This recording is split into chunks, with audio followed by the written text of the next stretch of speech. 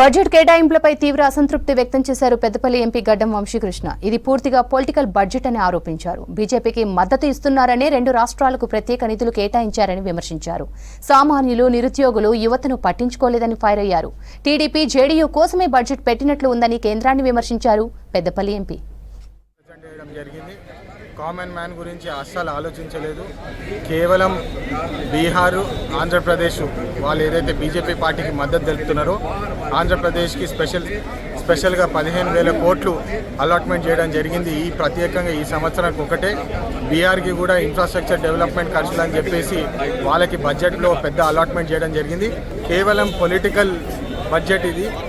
Common man కోసము, రైతుల కోసం అస్సలు ఏం ఆలోచించలేదు. మరి ఇంకో ముఖ్యమైన విషయం ఏంటంటే ఎంప్లాయ్మెంట్ మీద కూడా అస్సలు ఏం మాట్లాడడం జరగలేదు. 4 కోట్ల మందికి ఎంప్లాయ్మెంట్ ఇస్తామని చెప్తున్నారు, కానీ భారతదేశంలో 150 కోట్ల మంది జనాభాలో 60% మంది యూత్ ఉన్నారు. ట్యాక్సులు కూడా short term gains, long term gains అని చెప్పి పెద్ద ట్యాక్సులు పెట్టడం జరిగింది.